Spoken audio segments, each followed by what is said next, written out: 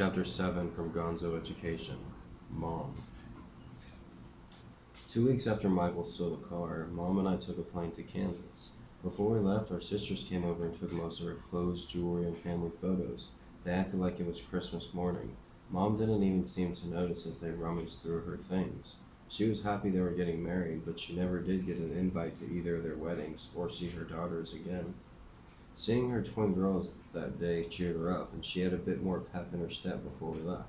She exercised a little every morning. We went and saw a couple movies together, and I showed her the most recent Beatles songs I learned on the guitar.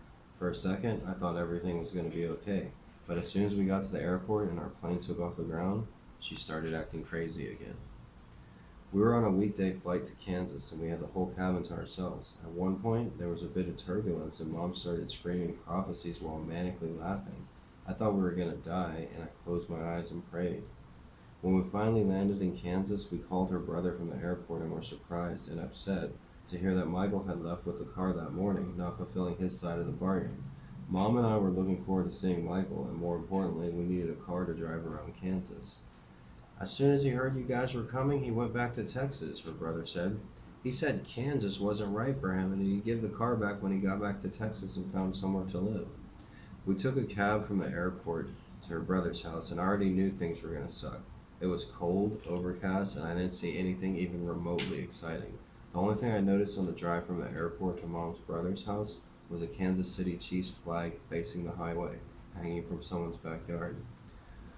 Uncle's J house had a cozy Midwest feel, the kind of place where you didn't want to go outside because you knew there wasn't much out there anyways. I slept on the couch and Mom had her own room. His place was low-class white trash with old wood floors, a dingy basement, and a dust-filled attic with records her brother collected from the 1950s and 60s. While I was in Kansas, I couldn't tell if Mom's condition was getting better or worse. One minute she'd be fine watching TV, but the next she'd be pouring an unopened gallon of milk down the toilet because it was poisoned. There was a couple of times where she'd wake me up in the middle of the night to tell me the FBI was parked in front of the house trying to get a foothold on my ESP ability. Do you hear them, she asked. Are you listening too? I'd ask her about it the next day and she'd say she didn't remember. We didn't have a car and there wasn't a bus, so I'd walk a couple miles to the grocery store with a list of items written by Mom daily, stopping at the library a few hours on my way there. I liked running errands, but she requested items that had been discontinued for years. 1 2-liter bottle of Crystal Pepsi, third one from the left. 3 king-size Mars bars, not the first one. 2 cans of Planters cheese balls, shake for worms first. I'd get what I could until they ran out of the other stuff. Running errands and going to the library was my only chance to try and fix things. Other than Mom, I didn't have a conversation with anyone in Kansas besides a couple grocery clerks and an elderly librarian. If I had weed, things would have been better, but everyone I saw looked cold and unapproachable. I tried taking up alcohol, but every time I'd buy a few beers, they'd make it into a big hassle where I'd be taken to a locked case in a hidden part of the store. After I showed them an ID and purchased, they concealed all the toxins in a brown paper bag. The weather was always bad, and I don't remember seeing the sun once while I was there. I stayed home and watched TV with Mom, but we only got a few channels, one of which was a Christian public access channel that looked like it broadcast from someone's basement. It felt like we were in a bad Lifetime cable movie. Mom left her ruthless husband, and we ended up with a strange relative deep in Kansas. Sending and receiving mail was something to do, and one day I got a letter from Austin Community College telling me that I needed to give them a copy of my GED and take a college entrance exam. It gave me something to look forward to. Mom encouraged me to go back to Texas and said she'd be fine in Kansas without me. I'm feeling better even without medication, she said. Who's going to walk to the store for you, I asked. Gregory, I'm capable of walking, she said. I thought she'd be safe. She didn't have a car, but she didn't need to be driving. It was too cold for her to go walking around and get in trouble, and media outlets were instructing citizens to stay indoors and cover their windows with plastic wrap because of a terrorist dirty bomb that was supposed to hit somewhere in the Midwest. I figured it'd be an opportunity for Mom and her only sibling to catch up. Mom acted like she wanted me to leave and gave me $600 in cash for an apartment when I got to Austin. It was the most money I ever had. There weren't any flights from Kansas City to Austin, so I flew to San Antonio. From there, my plan was to take a bus to Austin, get a cheap weekly motel room, and then find a permanent place where me, Michael, and Mom could live. My plane landed in San Antonio at midnight. The buses weren't running, so I tried to sleep in the airport. I just paid $400 for a tiny seat on a plane that was going that way anyways, so I didn't think it'd be too big of a deal if I found a secluded section, kept to myself, and went to sleep. I'd seen people do it in the movies a million times, but in real life, airports aren't like that. In real life, people go to the airport in order to flex their wealth, and a bum stands out like a white guy in Micronesia.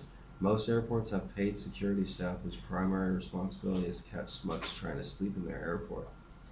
There's not much you can do after they see on your ticket that your flight arrived 2 hours earlier and you should have already been picked up by your loving friends and family.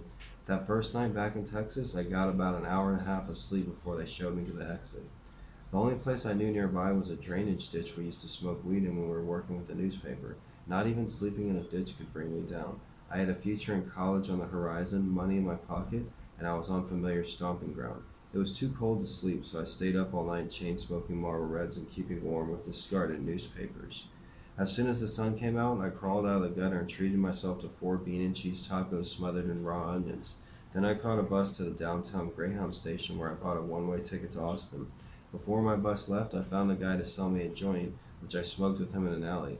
I hadn't smoked weed in a while, so I got on the bus very high and fell asleep in the last seat.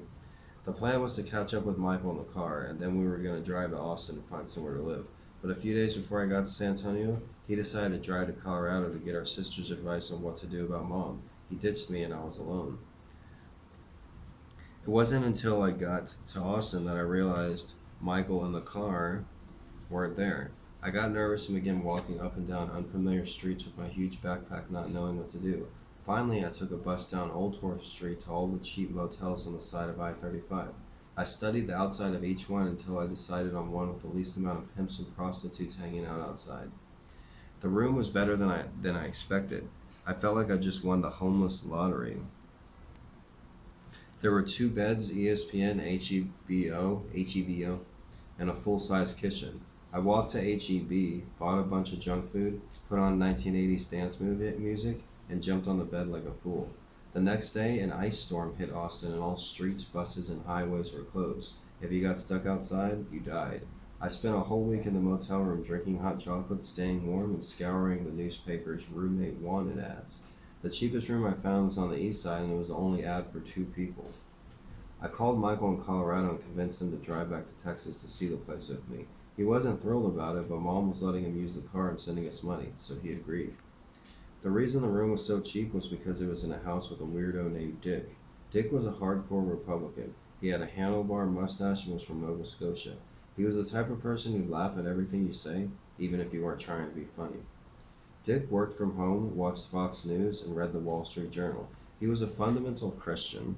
He didn't attend services, but he prayed under a portrait of Jesus daily. He prayed under a portrait of Jesus that George W. Bush would bulldoze Iraq, bomb their citizens, and bring the head of Sudan back to perch on top of the Washington Monument. The actual room for rent looked like it was for twin 8-year-olds. It had a bunk bed, a toy chest, and cartoon pictures of baseball players on the walls and bed sheets. Dick didn't have kids or even like baseball, so his choice of decorations was very strange. I wanted to give Dick the benefit of the doubt, but he was too well prepared and wore a social mask. His mustache and style of dress was odd too. He reminded me of someone you meet at an Old West card table, a shyster who you could never truly trust. Every night he'd insist that I drink beer with him until we got hammered. I was hesitant at first, but as long as he let me control the remote and I could keep the TV on NBA basketball, I was okay with it. Michael was more freaked out by Dick than I was, but I couldn't blame him. Dick was a strange guy. He didn't allow shut doors in his house, not even when sleeping. He'd ask what time you wanted to be up and be right in your face right at that time. He was more interested in our business and daily activities than anyone ever should be. We just met him, but he acted like we'd known him for years. He wanted to know personal details about our lives, families, and girlfriends. The United States was about to invade Iraq, and media outlets were pumping pro-war propaganda down everyone's throat. There was pre-war news coverage broadcast 24 hours a day, and violent first-person shooter games had more Americans playing them than ever before. The only person I heard say anything against the war was booed off the stage at the Academy Awards. Michael fell in line with the rest of the crowd and was mesmerized by the TV news coverage. He hadn't seen a TV in a while, so their fancy graphics had an even stronger influence on him. Within a few days, he decided to sell his life to the infantry unit of the U.S. Army. The recruiting station in Dobie Mall had officers in need of fresh bodies. They set up shop a few feet from campus in order to prey on the disenfranchised, confused, and underachieving UT students doing whatever they can to make their small town proud. We were familiar with this place. A few months earlier, we'd stuck our noses up when walking by. We weren't down for an invasion. It's not our style. Michael didn't want to join the military then, but months of homelessness and a few weeks of media coercion convinced him to suit up, follow orders, and shoot on command. I tried to get him to reconsider, but I couldn't convince him things were going well. We ran out of money shortly after moving in with Dick and couldn't get a hold of Mom. We call her brother's house every day, but just get her answering machine. One day, I called about 30 times until he finally picked up. Yes, he nervously said. Hey, this is Gregory, I told him. Where's Mom? I don't know, he defensively said. We got in an argument the day she left. She kept moving things around the house and acting weird. Well, where is she now? I asked. I don't know, he screamed. She called me a few days ago and said she was getting a cheesesteak in Philadelphia. The next night, she was in Chicago going to her favorite pizza parlor. She's lost it. He said Guy called him and told him to cut any credit cards that came in the mail. Apparently, she'd ordered a handful. Does she have a cell phone or any way I can call her? She said she'd call you when you found a place to live, he said.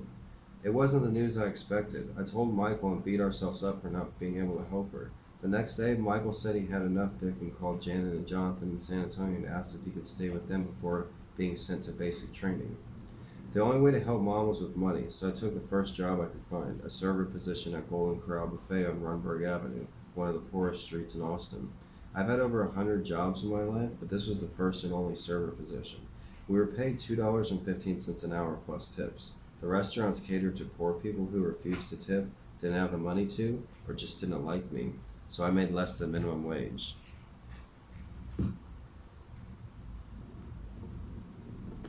When I wasn't working, I'd avoid Dick at the library. It was a good place to study for the college entrance exam I had in 2 weeks. If I passed at least 3 out of 4 subjects, then I'd start school and get financial aid for books, tuition, and living expenses that upcoming fall. I was getting a late start on college, but this was the first time I actually qualified for independent status. To get full financial aid perks for college in the U.S., you either have to be 24, an orphan of the court, or a military vet. If you're none of these things, then you need your parents' signature and finances on the financial aid form.